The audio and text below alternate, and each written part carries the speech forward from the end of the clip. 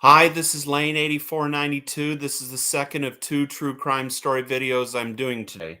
This one is again in this case in the state of Florida. This is probably of one of the most prolific serial killers uh, known. I read a book on him called Blind Rage many years ago. This is of serial killer Gerald Eugene Stano.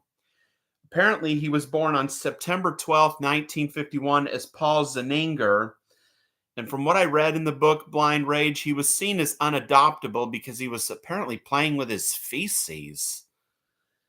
He was born Paul Zeninger and was put up for adoption when he was born in somewhere up in the state of New York. And he was eventually adopted by a couple named Eugene and Norma Stano. Of course, Zeninger sounds German, but the couple who adopted him, their last name's Italian heritage. His biological mother had neglected him. He mainly got D's and C's in school, and the only subject he ever excelled at was music. He was 21 when he graduated from high school, and he apparently got a mentally challenged woman pregnant, but who he was hoping to marry, but his parents had had paid for the abortion, and he was constantly getting into trouble, from what I read. And then his parents moved to Ormond Beach, Florida, in Volusia County. That's also the county of Daytona Beach, Florida. He was also believed to be responsible for some murders in Pennsylvania and New Jersey, but most of them were in Florida. He confessed to the murders of 41 women, but authorities think it could be up to 88. Death row at the same time as Ted Bundy was in Florida. But of course, Bundy was put to death in the electric chair in 1989. But these were some of the known victims of Gerald Eugene Stano. They were Janine Marie Ligatino, Anne Eugenia Arsenault, Barbara Ann Bauer, Kathy Lee Scharf, Nancy Jean Hurd, Diana Lynn Valek, Susan Bazile, Ramona Neal, Linda Ann Hamilton, she was the youngest, Emily Branch, Susan Bickrist, Bonnie Williams Hughes, I said Ramona Cheryl Neal, I previously mentioned her, Joan Gale Foster, Emily Grieve, Phoebe Winston, Mary Kathleen Mulcahy, Sandra Dubois, she's mainly visually impaired, Christine Goodson, Dorothy Williams, Mary Carol Maher. But it was then an attack on a woman in Daytona Beach who luckily survived that would lead to Gerald Eugene Stano's arrest. Other victims, Tony Van Haddix.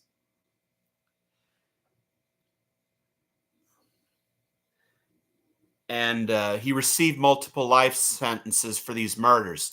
However, 3 of the murders would earn Gerald Eugene Stano death sentences. Those 3 were Kathy Lee Scharf, Susan Bickrist, and Mary Kathleen Katie Muldoon.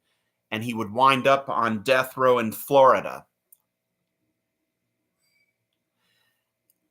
And of course, his execution would get set for March 23rd of 1998. But at that time, Governor Lawton Chiles had suspended executions in Florida for about a year after the botched execution of Pedro Luis Medina, because apparently when Pedro Luis Medina was being put to death in Florida's electric chair in 1997, his head apparently caught on fire.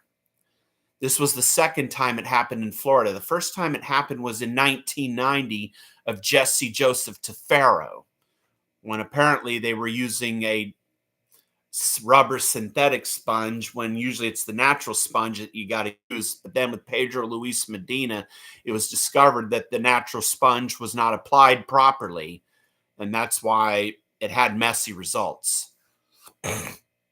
But after the investigation was complete, and then it turns out it was human error, executions were cleared to resume by Governor Lawton Chiles, and Stano would be the first.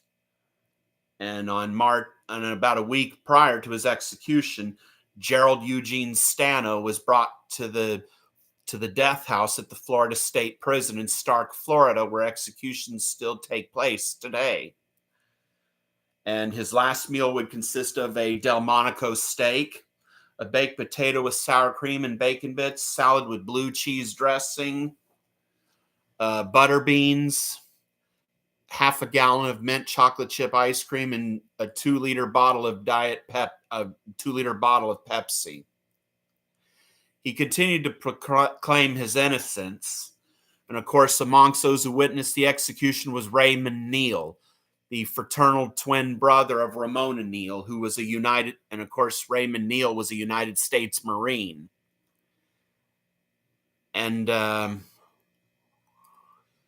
as a result, on March 23rd, 1998, Gerald Eugene Stano was put to death in Florida's electric chair.